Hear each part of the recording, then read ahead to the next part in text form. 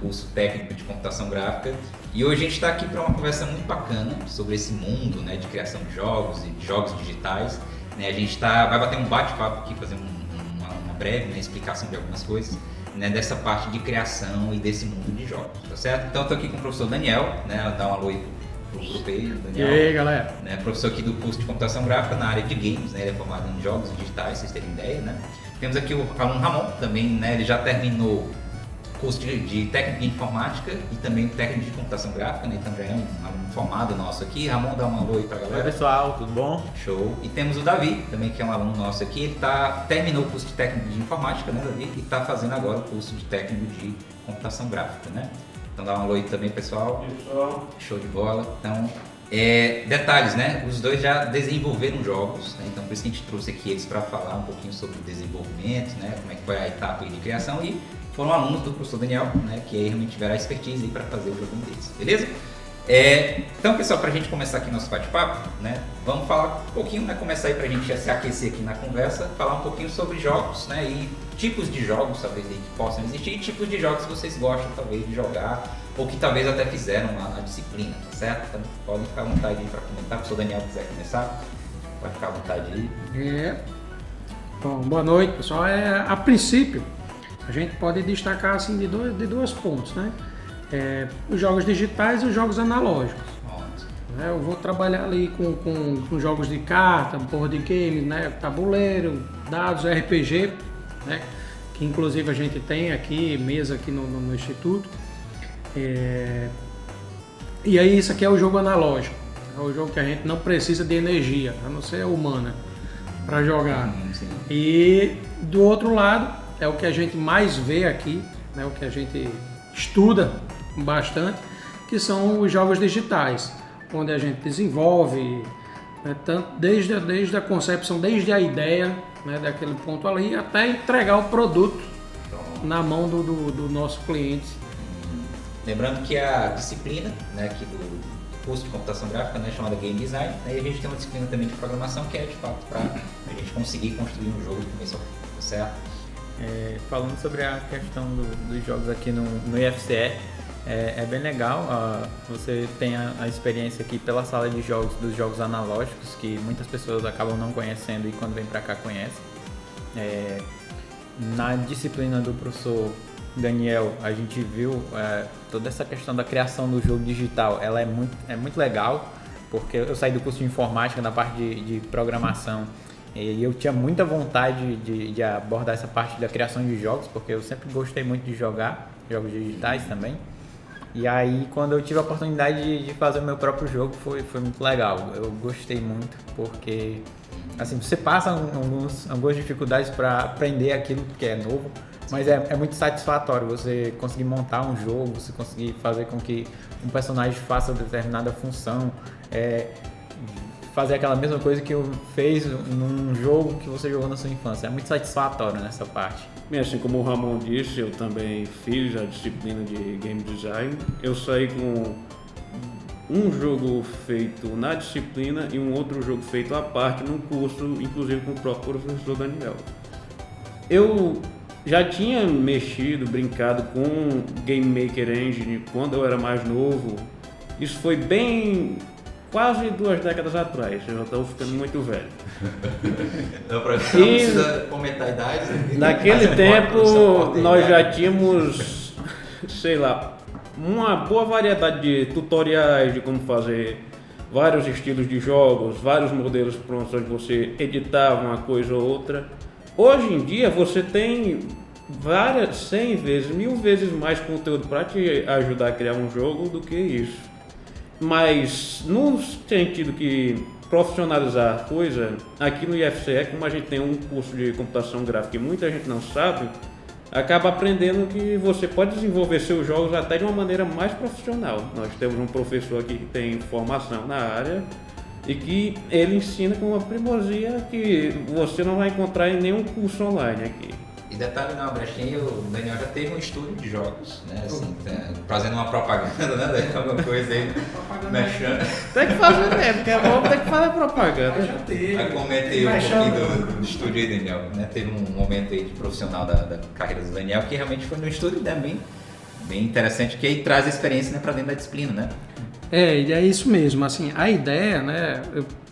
A gente passou com alguns anos com o estúdio aberto funcionando, inclusive em Fortaleza. Fomos contemplados com o edital de arte e cultura digital. Fomos vencedores de concurso, né? Então participamos de evento nacional. Então foi uma experiência bem legal.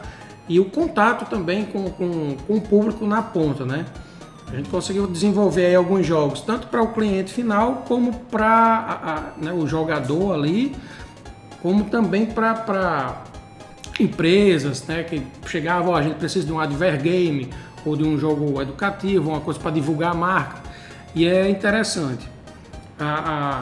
O melhor, né, vou dizer assim, é ter essa experiência, ter essa bagagem de como é lá fora, como é o mercado, e trazer isso aí, conseguir passar em sala de aula. Olha, no mercado funciona assim, vai nesse caminho aqui que os tijolinhos estão bem sentados, vai por um caminho bom.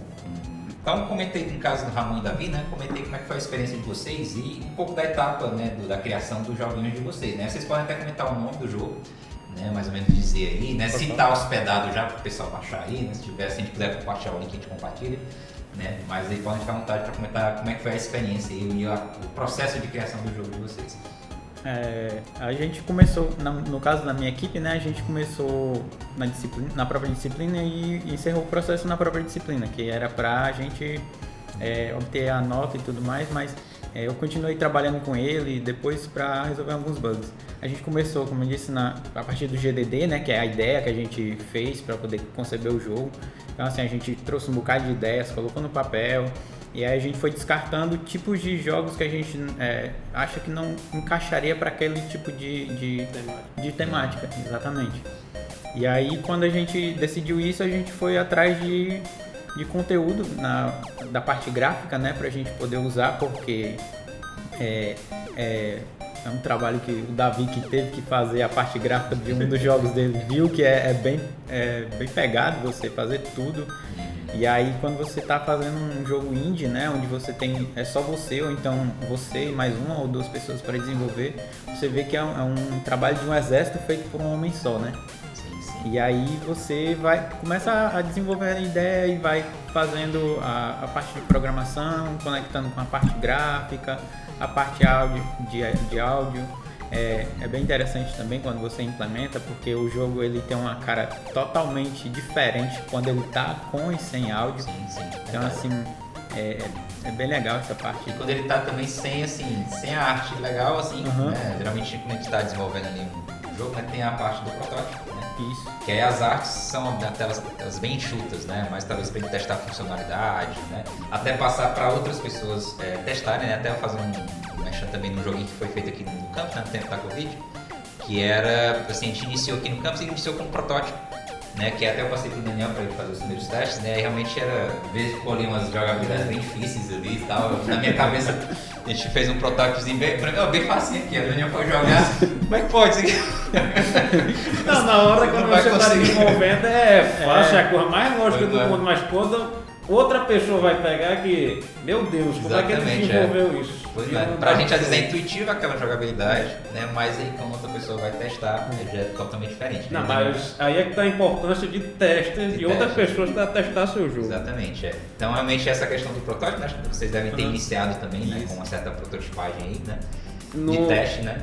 No meu caso foi um pouco diferente do Ramon, porque eu ainda estava no curso de técnico informática, antes do curso de computação gráfica, e eu vi o curso do professor sendo ofertado. Aí eu já tinha interesse por desenvolver jogos e eu decidi cair de cabeça. Só que nesse cair de cabeça eu decidi fazer quase tudo autoral. Eu comprei alguns assets mais de som, que foi o que eu usei, mas os sprites, os inimigos, o ambiente, foi tudo eu que desenhei. Com a pouca prática que eu tinha já de muito tempo lá do Game Maker Studio, ele tinha uma ferramenta para criar sprites e eu encontrei outra ferramenta que é bem parecida, o Ace Sprites, e estava pensando, por que não? Por que eu não posso desenhar o meu próprio jogo? Foi uma decisão muito ruim, até porque no curso a gente estava fazendo um jogo, cada pessoa fazia um jogo individual praticamente. mas aos trancos e barrancos eu consegui lançar o Disastronauts. Pronto, eu aumentei o nome do jogo é Disastronauts, mas... Disastronauts. Três jogos de palavra aqui, juntando desastre, astronauta e nuts, que é maluco em inglês. Ah, isso é o que? O gênero é plataforma? É uma plataforma bem básica, a gente vai só um personagem que é um astronauta, vão ter alienígenas que invadiram a base onde ele estava e o objetivo dele é simplesmente dar um fora de lá e voltar para a Terra o mais rápido possível. É o roteiro do jogo. Super complexo, digno do BAFTA da próxima edição. E o do Ramon também, foi na pegada da plataforma também, Nossa, né? foi na pegada plataforma. E Dark Souls também, né? Quem não sabe a linha Dark Souls. É justamente o que ele tava, justamente o que ele tava falando. Na criação das fases, né? Eu fui com plataforma Souls, aí tava falando de... A gente acabou de criar um novo gênero. Tipo de jogo, gênero, né? Mas justamente Gênero aquilo. novo, né? Tu vai fazendo o jogo e aí tu bota vai testar alguma mecânica, testa alguma coisa, aí tu faz e tá muito fácil, deixa eu botar alguma coisa aqui pra pior, pra complicar. Aí quando é fé, tu passa a primeira fase, tá achando muito fácil, tu joga na mão de outra pessoa, a pessoa não sai do começo. Sim. Entendeu? Eu lembro que quando fui apresentar o jogo, a galera não saiu não da primeira fase e eram 3. A gente fez uma exposição dos jogos dos meninos também aqui no campus, né? Eu tentei jogar, né? Consegui terminar, né? Claro. Parabéns. Mas aí, né? Depois de várias tentativas, né? Jogando. Eu também gosto de ser da área de jogos também, né? De criação, de jogar também. Então, tentei ir até o fim do joguinho do Ramon. Mas só uma ressalvazinha aqui, né? Porque assim, eu e o Davi a gente comentou, é algo difícil de se fazer. Mas é algo difícil que é extremamente gratificante, sabe? Quando você faz, ou quando você completa o seu jogo e só tá aqui, ó. Testa, coloca na mão de alguém pra jogar, a pessoa tenta jogar. É muito legal você ver. Eu coloquei o meu sobrinho pra jogar outro dia, o olhinho brilhando, velho. Esse foi o senhor que fez esse. Legal. E hoje tá muito legal. O Davi comentou, né, das facilidades assim de a gente aprender a criação de jogos, né? No YouTube tem vários canais aqui, né? A gente tem já disciplinas aqui no próprio app, né, de criação de jogos. E também tá muito fácil hoje em dia assim, fazer a hospedagem desse jogo ou publicizar, né, esse jogo de alguma forma, né? A gente tem algumas plataformas de você fazer o upload do jogo, né, para realmente qualquer outra pessoa ir lá fazer o download e testar, né? Até se não me engano o do Davi, né, que tá hospedado, né, Davi? Não, mas aí já é o outro jogo, o do ficou, foi o que eu fiz no curso mesmo. Pronto. Porque isso aí, né, bota o link aí, né, para download. Vou deixar o link depois do itch.io para vocês. Provavelmente vocês não vão querer testar tanto assim, ele foi bem protótipo mesmo. Claro. E surgiu porque eu fui teimoso. O professor disse, não, você já fez uma plataforma, faça outra plataforma, melhore o seu jogo. Não, eu quero fazer um jogo top view de carro. Eu era fanático quando era criança por um jogo em japonês de corrida, que tinha naqueles Famiclones, não sei se alguém que de lá está ouvindo isso aqui. Teve um Dynavision, um Polystation da vida, mas ele tinha um jogo que era... Eu não vou saber pronunciar o nome em japonês, mas ele se traduz para Batalha de 4 Pneus, alguma coisa desse gênero. Você simplesmente tinha que bater nos outros carros até não sobrar mais nenhum, aí você ganhava. E foi a minha inspiração, mas ter ele de inspiração foi muito mais fácil do que tentar replicar essa inspiração com a programação, porque... Quando você vê que é difícil de fazer uma coisa dessas com as ferramentas que você tem hoje, você aprecia ainda mais o trabalho de quem fez isso nos anos 80 e nos anos 90, porque, meu amigo, não é nem um pouco simples. Agora fazer uma perguntinha, né, professor Daniel, né, dessa parte de fato mesmo, né, de planejamento, né, e de design ali, criação de design de um jogo, né, até mesmo alguns pontos aí talvez você aborda na disciplina, né, até para orientar os meninos na hora de criação do jogo, para eles não fazerem quiserem fazer um GTA 7, né, na disciplina em 6 meses fazer um GTA, um FIFA 2030 já, né, que todo mundo sabe FIFA, né, então diga aí, comentinha um pouquinho das etapas. É bem comum a gente encontrar, né, no meio aquela ideia, né, que vem lá de dentro do baú, principalmente a galera que joga, né, aí tem um gênero preferido, tem um outro ali, tem uma coisa que queria colocar, né, um elemento e outro, e a gente sempre esbarra com um Final Fantasy de mundo aberto, MMORPG, onde você pode roubar os carros e ser perseguido pela polícia, né? Esse tipo de coisa, certo?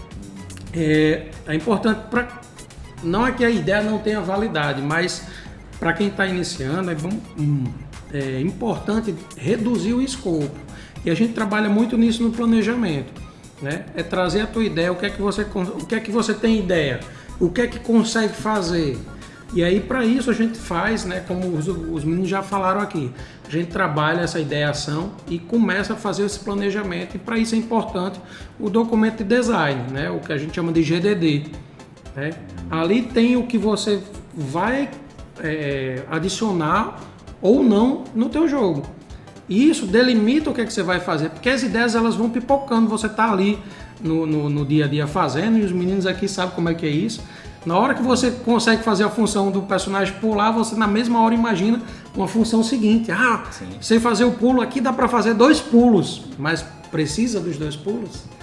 E aí seu jogo se transforma de um para outro, né? Então assim, essa parte de planejamento ela é fundamental, né?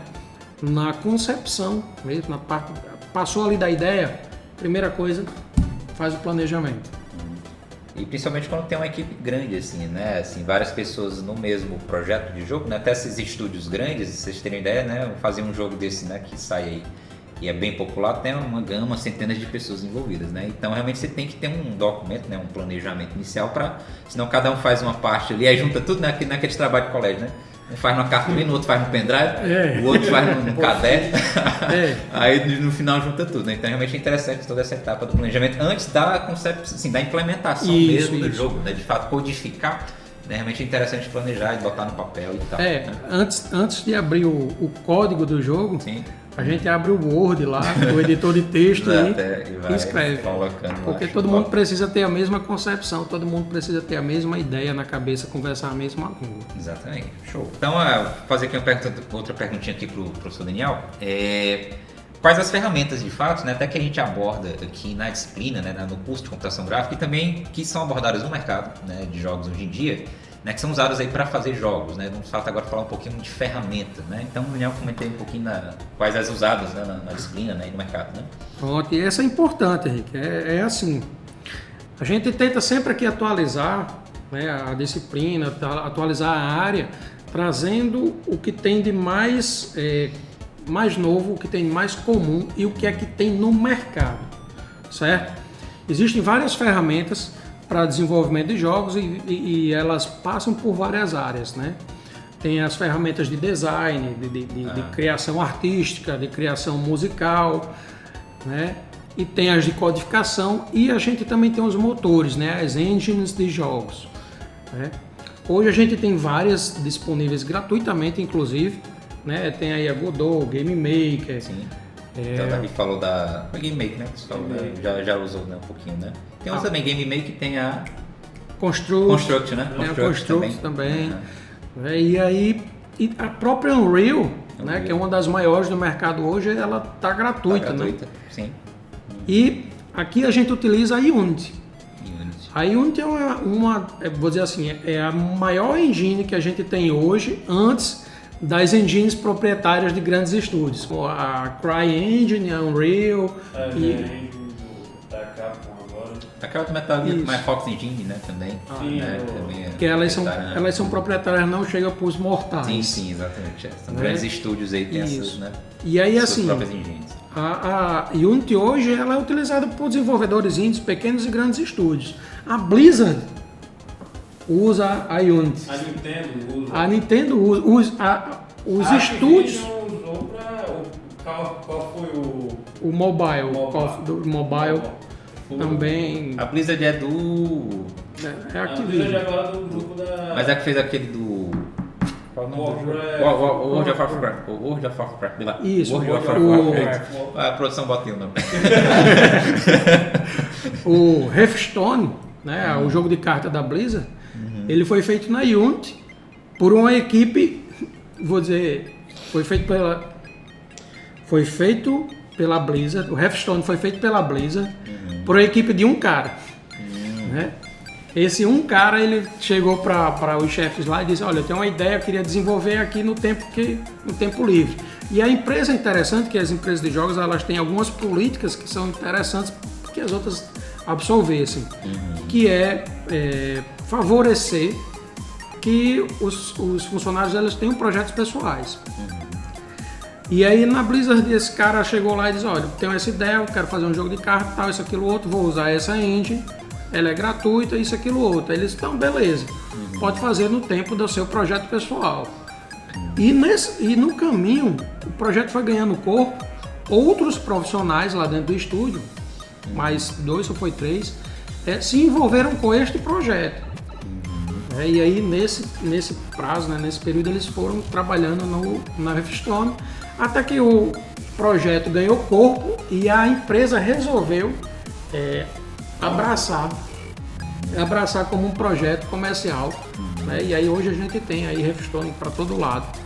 Né? Então assim, são grandes jogos, temos Cuphead, tem o Horizon Chase, Hollow tem Knight, o né, próprio Hollow Knight, né, que é o queridinho aí dos Metroidvania. E a sequência de Silk Song que Algum dia vai um sair. dia sairá, né? Quem sabe um dia. Quem sabe eu esteja vivo para né? Então assim, grandes jogos são feitos com a Unity e a ferramenta que a gente trabalha aqui. Pronto, perfeito. Porque a Unity é uma coleção de ferramentas, assim como várias engines modernas. Você tem para desenvolvimento de captura de movimento, de CG, Sim. e muita coisa dá para fazer com ela. Ela é uma coleção onde alguns desenvolvedores se focam só em fazer aparatos para a própria engine, para poupar vocês, alguns desenvolvedores, de fazer algum código que você escreveria à mão, mas um cara já está otimizando há anos. Essa é uma das vantagens da Unity de ser um ecossistema mais aberto, mais favorável a pequenos desenvolvedores. Pronto. E até puxando esse gancho aí, né? A gente falou do nome indie aqui, né? Desenvolvedor indie, ou jogos indie, né? Esse indie é de independente, né? Os jogos independentes também são pessoas ou estúdios menores que querem ali desenvolver, e a Unity também ela proporciona, né? Você pode fazer seu jogo nela, né? Até vocês me corrigem aqui, né? E você pode vender, né? O seu jogo nela. E se seu faturamento, né? Ele for menor do que 200 mil, né? Dólares, né? $200 mil. Menor do que 200 mil, você não precisa pagar nada a ela. Então realmente você pode faturar muito, ou seja, $200 mil não é muito dinheiro. Né? Para nós brasileiros, sei lá, 3 pessoas fizeram um jogo, botaram para vender, faturaram $50 mil, ou seja, já dá para você viver bem, né? Dá um bocadinho de já coisa. dá para financiar outra. Não é? Exatamente, E aí, no caso, né, se realmente seu estúdio, né, seu jogo, ele vender mais do que $200 mil, na verdade $200 mil, né, aí realmente você começa a pagar algumas taxas, né, o royalties, né, para Unity. Precisa pagar apenas a Unity Pro, Sim, a assinatura, né, da Unity Pro. que custa $1.200. Isso anual, né, você paga uma vez, mas enfim. Você faturou mais de 200 mil. O que seria dois, né, assim, para um estúdio, né, que está nesse faturamento. Tem até uma atualização, né, assinatura. inclusive, desses termos que a empresa ela estava E quando Teve uma polêmica aí mexendo envolvida nas e tal, coisas mas aí, assim, que realmente não você pode- acha que ia cair de fato, porque e também acho que caiu devido, né? eu não vou comentar porque vai ser cortada essa parte. Eu ia derrubar falar. a live. Deixa quieto. Não, mas assim, tava se popularizando, né? Até a gente conversou um pouco sobre, que a outra engine, né? Que no caso a Godot, acho que cresceu um pouquinho, um tantinho, né? Por conta até dessa polêmica aí da Unity, né? Sim. Que realmente aí os desenvolvedores disseram, não vou mais assim, que a gente tava, se não me engano, ia ter uma cobrança por instalação, né? Ou por uso do jogo, né? E tal. Aí era taxa, ou seja, então esses 200 mil que você ganhou, já era devendo. Né? E aí acho que deu uma caidinha e aí cresceu, por exemplo, outra game gente que é bem, tá sendo bem adaptado, que é a a Unreal e a Godot elas cresceram mais. A Godot, né? O pessoal Godot. Exatamente. A Unreal já era bem, cresceu muito, agora Unreal- ficou gratuita, né? Porque Ficou a bem Unreal, popular, quando a ficou gente gratuito, lembra, ela foi a engine que deu nome ao jogo.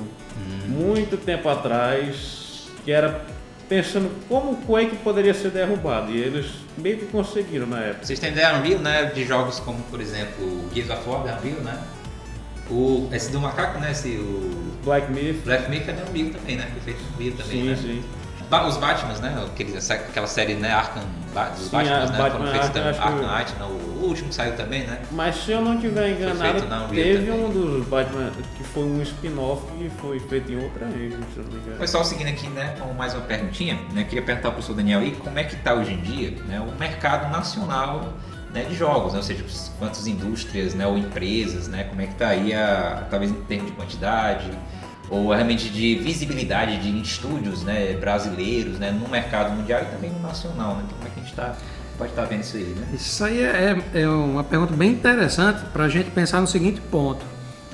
Há uns anos atrás, quem desenvolvia, né, jogos, desenvolvia assim quase que clandestino, não existia.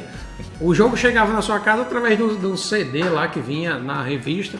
Sim, E você não sabia como é que parecia aquilo ali, né? Uhum.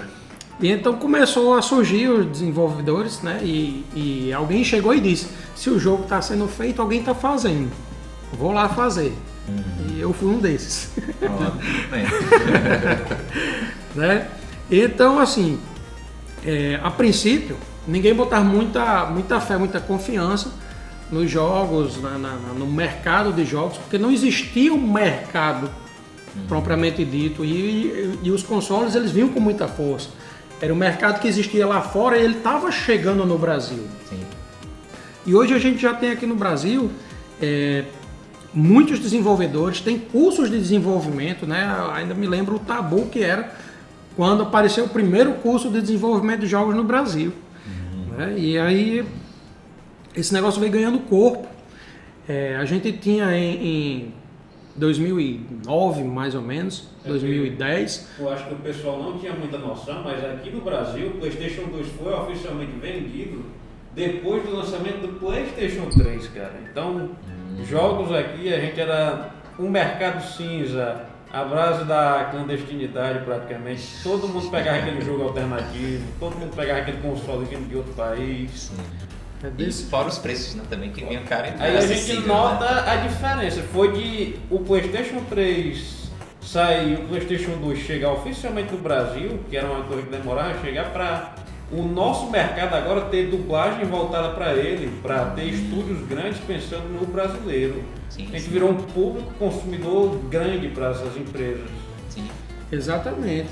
Então, assim, no Brasil hoje a gente já tem, vou pegar assim, em 2009 você procurava no Brasil e se tivesse um estúdio, era um representante de uma empresa lá fora que estava aqui só para gerir a marca, né? Em 2013 você já contava estúdios em vários estados, né? E esses estúdios eles se mantinham fazendo jogos, né, ditos jogos sérios, que até hoje, claro, a gente trabalha com isso, que são jogos para empresas ou para marcas, né, que a gente faz com o público certo já para repassar aquilo ali. Não tinha o que a gente, vou dizer assim, que a gente sonhava de fazer o jogo com a nossa história, com a nossa cara, com aquilo que a gente queria fazer, porque não tinha como o estúdio se manter. Isso de 2013, mais ou menos 2014, vamos dizer, a gente tinha 100 estúdios no Brasil, e de 2014 para cá, 10 anos depois, né, a Abra Games, né, a Associação Brasileira de Desenvolvedores de Jogos, já contabiliza um aumento de 695% nesse número. É estrondoso. É só então, uma coisinha, né? De 100 pulou para mais de 1000 estúdios registrados na associação, certo? E aí a gente vê o quanto esse mercado vem crescendo. Eu tenho um dado de 2016 da Newzoo, que é uma associação internacional, que ela faz um relatório do mercado mundial. E em 2016 elas disseram que o mercado de jogos ultrapassou o de cinema mais música no dobro. O dobro. Juntar os dois, né, cinema e música, não dava Não metade do... Ainda lembro o marco que dava um foi mercado o de GTA 4, que foi um jogo com orçamento maior do que qualquer produção de cinema que tinha na época. E o Brasil entra nessa, né, como o Davi já colocou, o Brasil quando o mercado exterior viu o potencial do Brasil, excluindo, né, a parte ilícita, o Brasil representa cerca de 5% do mercado mundial. E isso porque o jogo chega aqui com dólar, né? O preço de dólar, tudo é tudo muito caro, mas nós representamos 5%. E esses 5% do mercado mundial dá mais de 20 bilhões, certo? Então, é uma fatia bem gorda do mercado e isso estimula que sejam chamados dubladores, tradutores, que seja feita alguma coisa voltada para o mercado do Brasil. Por outro lado, a gente continua exportando profissionais. A gente tem um pessoal que trabalha aqui, que tem um portfólio, que fez um curso, que fez alguma coisa. O cara é bom, o estúdio lá de fora, ou ele contrata você como home office, ou ele carrega. A gente tem hoje como diretor de arte, como chefe da direção de arte da Blizzard, no projeto do StarCraft, um brasileiro. Olha que bacana. E tem vários outros, que inclusive tem deles que trabalham no projeto, passam alguns anos e voltam para cá trazendo esse conhecimento. Sim. Isso é muito legal. Então a gente tem um mercado crescente, é um mercado que não se consolidou ainda, ele está crescendo, e as vagas e tudo surgindo a todo momento. Então a gente tem aí vários papéis, vou dizer assim, que a gente tem nessa indústria. Eu vou ter o programador, vou ter o artista visual, vou ter o diretor de arte, vou ter o músico, o sonoplasta, diretor de produto, game designer, roteirista, Então eu tenho muitos. Muitos jogos hoje em dia que a gente vê essa questão de, como o Davi falou também, que hoje em dia o jogo ele sai com a dublagem brasileira, o português, inclusive o nosso português, não é aquele Deus da Guerra com o português. Portugal. De Portugal, né? Não me força a falar esse meme, por favor. Então são muitas partes que o jogo abrange, que bota muita gente para trabalhar e o Brasil ele pode explorar muito nisso, Eu vi até, eu acho que eu cheguei, não sei se eu cheguei a comentar com o senhor, uma empresa de fora, que ela trouxe para cá um dos jogos dela, que ela lançou, e ela resolveu lançar com o preço aqui no Brasil, somente aqui no Brasil, bem mais abaixo do que o valor custa lá fora. Dando um exemplo, lá fora o jogo custa $20 e aqui eles pegaram e lançaram o jogo custando R$20. E aí aqui no Brasil, só o Brasil representou 25% da receita. Sim, eu lembro desse caso. Lembra? Sim, Da receita, eu não vou lembrar de agora o nome certo da empresa, mas... Só da gente ter isso daqui, essa marca Xbox está produzindo consoles dentro do Brasil, foi um marco, porque a gente não tinha mais que exportar, importar. A gente tinha fabricação de console nacional. Esse era o nível de importância que o nosso mercado estava recebendo. Bacana. Pois é, aí essa questão ela é muito importante, que assim, a gente tem público, a gente tem consumidor que quer consumir e que está consumindo a preços exorbitantes, porque a gente até então não tinha meio que essa produção nacional. A gente vê agora que está crescendo exponencialmente, porque tem público, entendeu? Sim. A gente hoje em dia, a gente é os adultos que consomem aquilo que a gente queria consumir quando criança não tinha. Entendeu? Hoje em dia a gente tem poder monetário para comprar. Como eu disse, o cinema e a música não chega a render o mesmo tanto que jogo. Porque se eu perguntar a vocês quanto vocês gastaram com música em cinema, talvez vocês digam até que não gastaram nada esse ano. Mas se eu perguntar vocês gastaram quanto em jogo, com certeza não foi zero. Entendeu? Com certeza não foi zero. Essa mesa aqui é meio suspeita. Pois é. Mesa que tá bem cara. Supercell, com Brawl Stars, não vou nem falar. Mas... E eu lembrei aqui também de dois até exemplos, dessa questão que vocês comentaram, do crescimento do mercado nacional e da visibilidade também de estúdios brasileiros, Acho que tem dois casos bem legais que eu sempre vejo e comento, que é o caso de um estúdio que participou do jogo do Celeste, aquele joguinho que foi muito, até bem vendido, foi, se eu não me engano, ele até concorreu a melhor jogo do ano, em algumas premiações, e teve uma participação de estúdio brasileiro, na parte de arte, e tal, Então, realmente, conseguimos participar, da produção de um jogo muito grande, No Horizon também. Horizon também, que é outro exemplo que eu ia dar também. Teve um estúdio também brasileiro que participou das artes, das modelagens, na verdade, daqueles personagens lá de um jogo chamado Horizon Zero Dawn, Também bem conhecido aí da Sony, e tal. Que na casa do Guerrilla Games, empresa, o estúdio que desenvolveu, mas acho que foi publicado pela Sony, Que já era tradicionalmente conhecido por jogos lindos, aí você pega uma inspiração melhor ainda, que foi com robôs misturados com natureza. A temática ali, pra mim, o melhor da geração PS4 foi o Horizon. Concordo. Melhor e tal. Talvez PS5, eu não sei, né, ainda qual é o melhor. Só não é mais o melhor exclusivo do PlayStation 4 que ele sai para PC. Então. Sai para PC, né? Exatamente. Então, realmente são dois casos assim que eu vejo que o mercado nacional está crescendo e com uma grande visibilidade assim, para o mundo, né? Assim, em termos de desenvolvimento e consumo de jogos. Mas, assim, a gente está falando muito de grandes estúdios, mas a gente tem que levar em consideração que uma parcela boa do que o mercado nacional produz também é indie. A gente tem muitos desenvolvedores independentes aqui trabalhando, a gente tem vários, acho que todo mundo aqui tem o seu exemplo de estúdio brasileiro que desenvolveu um grande jogo. E eu lembrei agora que tem muitos estúdios brasileiros que fazem jogos, né, e conseguem importar para plataformas bem conhecidas, né? Tem jogos, por exemplo, para PlayStation, Xbox, né, nas lojas, né, da PlayStation, né, do Xbox, na Steam, né, que é uma grande plataforma de jogos, né, que assim realmente publica jogos todo ao redor do mundo. Tem muito jogo brasileiro, né, ali também na Steam, né. Até a gente, cada um é possível, né? Claro que tem as taxas, né, que a gente tem que pagar na verdade para poder fazer o upload, né, para essas plataformas, né. E no caso até assim até para a Sony, né, até bem rigoroso ali o processo, né. Você tem que ter um estúdiozinho de fato, né. O dev kit deles, né, realmente você tem que pegar lá fora, eles não mandam para você e tal, né. Então realmente assim, apesar dessas dificuldades, eu realmente ainda o mercado brasileiro está conseguindo, né, alcançar, né, essas lojas mundiais aí de criação, né, de venda de jogos, tá certo? É tão expressivo, né, essa parte dos jogos no Brasil hoje, que tanto os estúdios, né, pequenos estúdios, eles têm uma importância, eles têm um impacto lá fora, né? E estúdios pequenos, estúdios maiores, hoje a gente tem estúdios da época que vêm para o Brasil, a Nintendo veio no Brasil, né? A gente tem estúdios grandes que vieram de lá para cá e a gente tem gente aqui exportando, né, daqui para lá.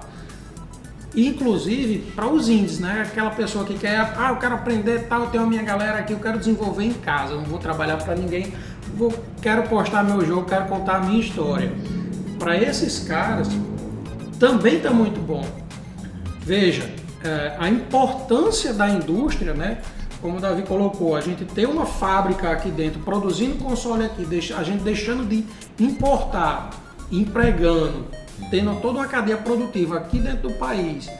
E fora isso, agora no início do ano, foi assinada a lei conhecida como Marco dos Jogos, né? O Marco Legal dos Games, certo? E essa lei, ela traz vários pontos, né, que são incentivos, né, são coisas que facilitam para que o desenvolvedor indie, para que o pequeno estúdio, para que você que trabalha como MEI, certo? Você pode ser um MEI e ser um desenvolvedor, ser um estúdio, né, trabalhar ali com isso. Hoje tem um reconhecimento da lei, tem um aporte da lei, né? Inclusive essa lei ela facilita também a parte de pesquisa e inovação e enquadra, né, facilita até o registro, né, de propriedade intelectual das suas obras como forma de proteger aquilo ali.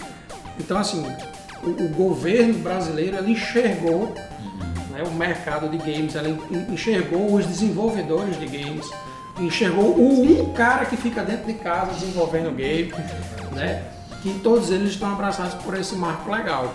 E isso é muito importante, certo? Então a gente só vê aí crescendo, não tem volta. Exatamente, e sem falar de, às vezes, editais, né, de financiamento para jogos, né? Até a Ancine, por exemplo, a Agência Nacional do Cinema, ela tem editais de financiamento para jogos. Até alguns jogos brasileiros, né, eles conseguiram um aporte, né, assim, desenvolver até o fim, por exemplo, recebendo financiamento, por exemplo, de editais, né, nacionais, né? Então, realmente, hoje em dia tá bem legal, né, essa parte de investimentos, né, de possibilidades para, né, uma pessoa só, ou então para um grupo, né, dois amigos aqui, né, então não um grupo aqui, né, de desenvolvimento, realmente criar seu jogo, botar ele para frente, né?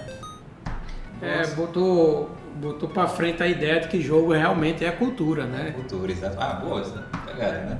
Não, que eu lembrei também que nessa parte, falando do estudo nacional, né, de visibilidade e tudo mais, a gente teve um estúdio nacional, né, que a gente estava até comentando antes, que foi comprado por um estúdio muito grande, né, ou seja, a Epic Games, né, que fez aí, se não me engano, Fortnite, né, responsável, comprou um estúdio chamado Aquiles, né, o Aquiles, né, que foi responsável por um joguinho também bem conhecido, né, vocês devem conhecer, que é o Grand Chase, né, Horizon Chase, né? Horizon Chase. Que é até meio que uma releitura de um jogo, né? Não é nem uma releitura, ele tem uma certa semelhança com o Top Gear, né? Sucessor espiritual. Eu já vi esse termo também. Muita gente espiritual. pensa que o Top Gear é um jogo mundialmente conhecido, mas o Top Gear é querido aqui no Brasil, pela gente, os brasileiros. Lá fora ele é um jogo, no mínimo, esquecível pelos gringos, porque eles preferiram o Mario Kart.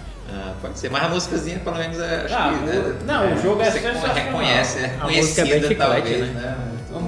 Eles reconheceram mais o F0 e o Mario Kart lá fora, mas nós temos o Top Gear porque Sim. inclusive faz parte da cultura do brasileiro. Você ia pra locadora jogar um jogo com outra pessoa porque juntava o dinheiro dos dois e dava uma hora. Isso mesmo. Bom.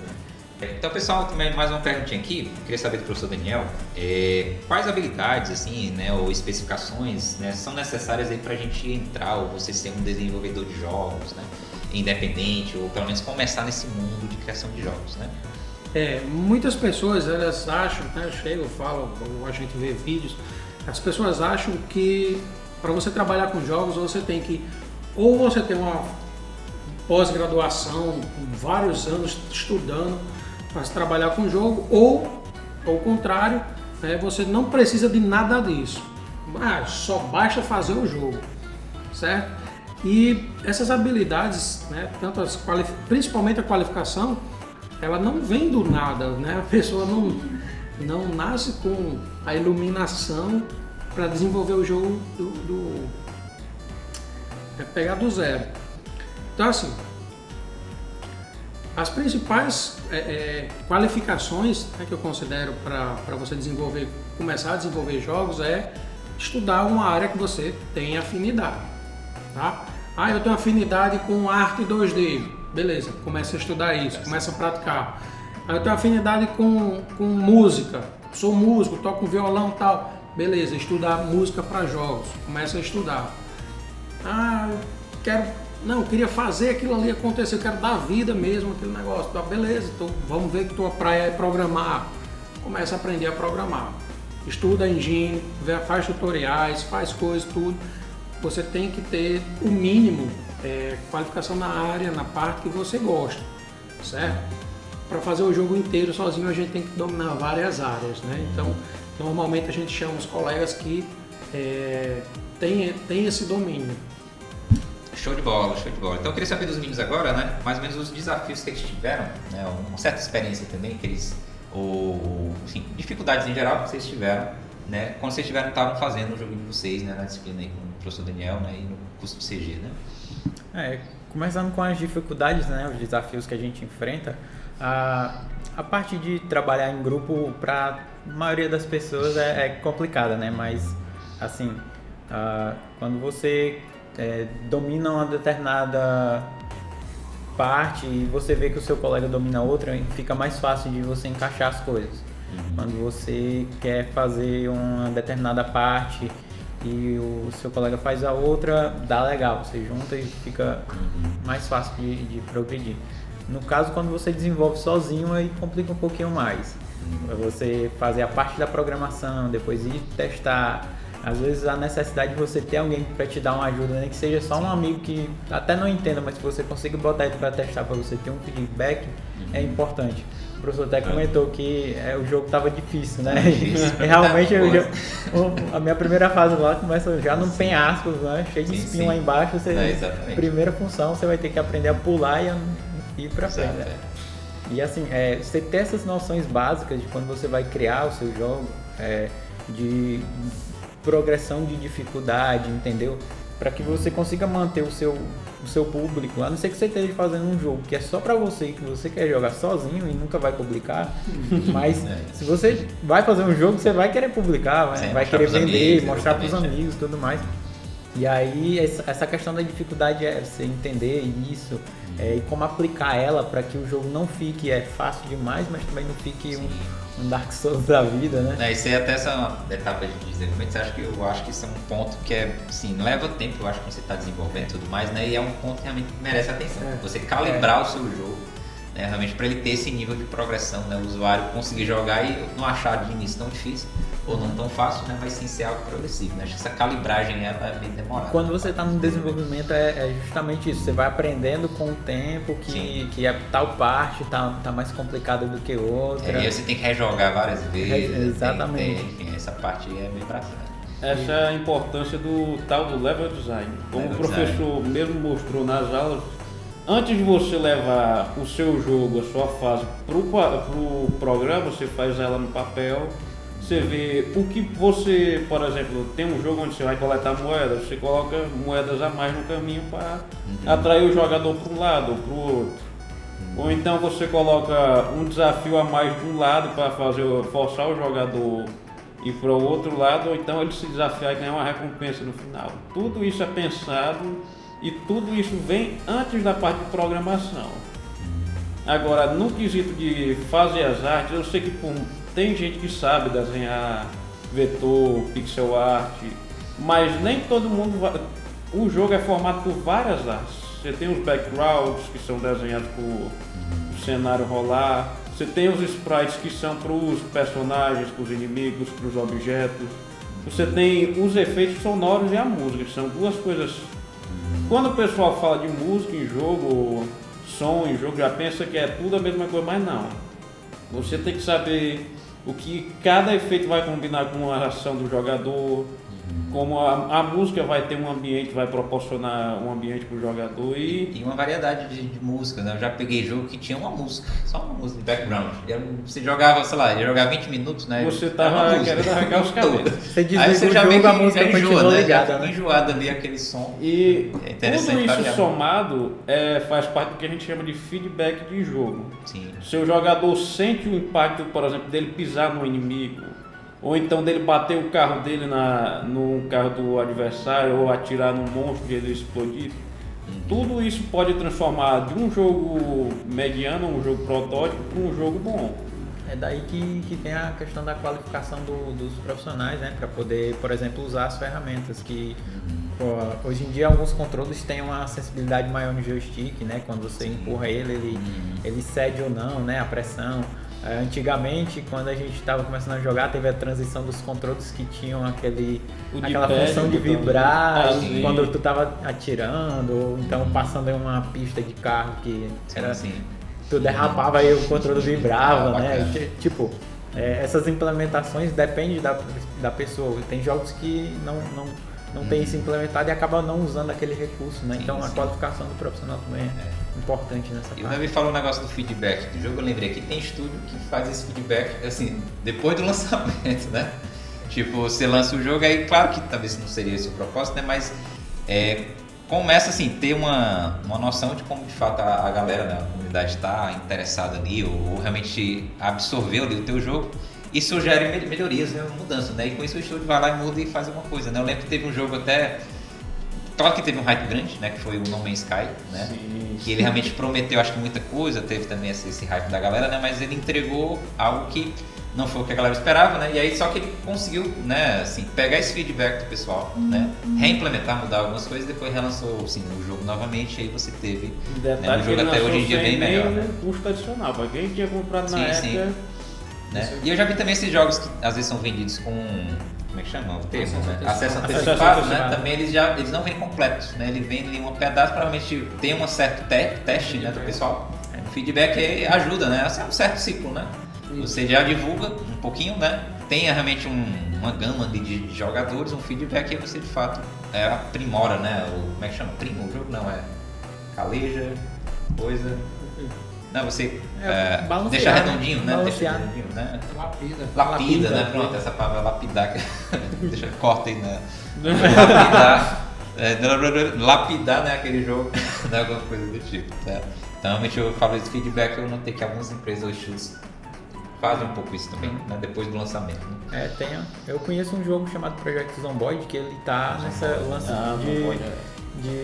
de acesso antecipado desde 2013. Sim, porque os desenvolvedores eles querem lançar um simulador praticamente. Eles têm uma ideia, né? E enquanto essa ideia não for atingida deles, eles querem ficar nessa versão de acesso antecipado. Tanto é que a galera que comprou o jogo lá em 2013, até mais barato inclusive, ainda está recebendo atualização de graça, né? Bem dizer, porque Nós vivemos num maravilhoso mundo onde a internet existe e nós não temos mais que comprar os jogos em CDs ou fitas como antigamente. Podemos já é tudo baixar, né? E realmente o feedback, só finalizando aqui a importância do feedback, né? Teve jogo que já foi lançado, talvez não teve um feedback assim, e em pouco tempo foi retirado do ar, ou então faliu, né? Teve até jogo, né, que faliu, foi lançado e foi... Concord. Não, o Concord não, acho que um exemplo agora, né, que foi até tirado da loja, né?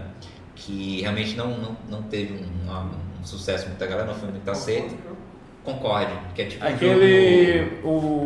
Qual é o gênero? Overwatch da Sony, que ela tentou lançar... A ideia era ser uma pegada de, tipo, Overwatch como personagens, né? Um Heróis, né? shooter. Uma coisa assim, né? É um luta shooter, né, da vida, né? Teve outro também que eu lembro daquele um outro jogo que teve um hype grande dele também, tinha uma pegada meio The Division, né?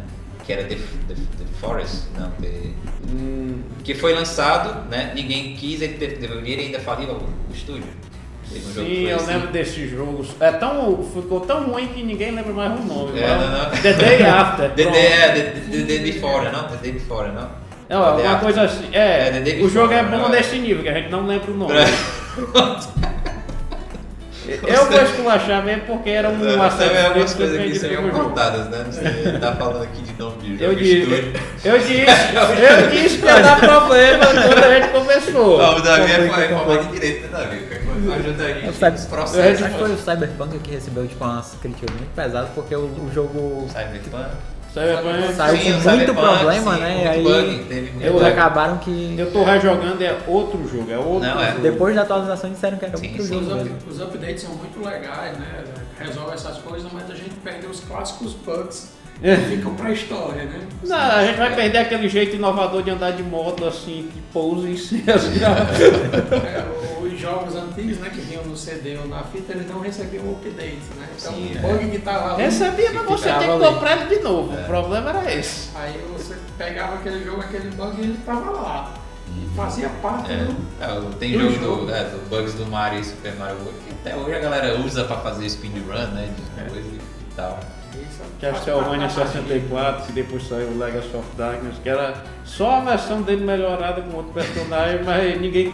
Como você colocou, né? Vários jogos indies eles foram feitos por poucas pessoas, né? O Super Meat Boy foram 2, o Braid foi uma pessoa, o Fez, né? Apesar da polêmica, foi feito por uma pessoa. Tinha um programador e um design, se não me engano. Né? E uma polêmica. Né? Então não foi um copo não, foi uma polêmica. Né? O Hollow Knight, né? Que foi Hollow Knight é um time de 3, né? Cuphead, né? Cuphead também. Irmãos, né? Então assim, tem grandes sucessos, né, que foram feitos por poucas pessoas, né, jogos indie, e eles trouxeram aí pra gente uma experiência memorável, né? O que eu ia dizer era o seguinte: é importante, né, nessa parte de games, apesar da gente se divertir, que é uma coisa que faz parte do processo. Por que você trabalha com games? Porque é divertido. Você vai se divertir no processo e vai produzir uma coisa que você sabe que vai causar uma sensação positiva na pessoa lá na ponta. Você está trazendo uma boa experiência, do jeito que quem fez lá atrás, quem faz hoje os jogos que chegam na sua mão, você tem essa experiência. Então é divertido o processo, é divertido o produto, é instigante. As empresas de jogos hoje, né, elas são as mais dinâmicas possíveis. Né? Tem as de tecnologia, a tecnologia você pode andar de patins dentro, não sei o que e tal, mas as empresas de jogos elas têm mais dinâmica, inclusive. Né? Grandes empresas de jogos, elas, apesar de ter seus processos bem definidos e bem rígidos, ela ainda tem esse espaço. E é interessante para você como desenvolvedor pensar que o jogo que você vai fazer, que você vai entregar, é um produto, certo? Apesar do seu divertimento, você se divertir no processo de fazer, né, de ter trabalho e ter algumas percalços no caminho, você tá pensando naquele jogo como produto. Quem é teu público? Para quem que você vai entregar? Quem é que vai querer jogar esse teu jogo? E isso é muito importante, porque define muita coisa na parte de design, né, de projeto mesmo do teu jogo. Como é que você vai fazer? Eu gostaria de deixar o meu convite aqui para quem viu o nosso podcast e quiser vir conhecer aqui o IF, né? A gente tem um curso de computação gráfica, onde eu e o Davi a gente estudou e aprendeu sobre jogos. A gente aprende sobre vários outros elementos da computação gráfica. Tudo isso dá base para a gente criar o nosso jogo. A programação é muito legal, muito divertido. Eu gostei demais. Como todo aprendizado, você vai ter que sair de um ponto de desconhecimento até você construir um conhecimento seu. Então, se você um dia pensou que queria criar um jogo, a oportunidade está aqui. Tem um profissional aqui, especialista na área, que é o professor Daniel, e é a oportunidade, só vem. E no curso, né, só fazendo uma leve, né, comentário aqui, uma leve propaganda, na verdade, a gente falou de áreas, né, na parte de criação de jogos, né, a gente falou da parte de arte, né, a parte também de audiovisual, né, programação e criação de fato do jogo, né. Por exemplo, no curso de computação gráfica a gente tem disciplinas, né, voltadas aí para a parte de criação de arte, né, tratamento de imagens, né, desenho vetorial, desenho técnico, né? Então tudo isso aí te ajuda, né, a fazer, por exemplo, desenhos, né, as artes do teu jogo, né? Assim como a parte, né, a gente tem uma disciplina também de modelagem 3D, né? Então a gente também pode ir para uma pegada, a gente falou de jogos aqui, vários exemplos de jogos, né, tanto 2D, mas também como 3D a gente pode estar fazendo aqui. Com certeza. A estética do Play 1 tá na moda agora. Essa pegada ali retrô, né, a low poly, né? Então no curso, realmente se interessou, se você se interessou pela área de jogos, né, para essa parte artística, né, de desenvolvimento, né, então vem estudar com a gente, que aqui é um curso bem bacana, né, e você consegue ali fazer do início ao fim o jogo e várias outras coisas aí, né, ou seja, seu estúdio, né, de jogos pode estar brotando uma vez que você estuda aqui no IFCE, no curso, por exemplo, computação gráfica. Certo? Beleza? Então, pessoal, a gente agradece demais a atenção de vocês, eu agradeço demais aqui os convidados, né, professor Daniel, Ramon e Davi, né, então agradeço demais a presença de vocês, a gente fica por aqui e até o próximo episódio do nosso podcast. Valeu! Valeu!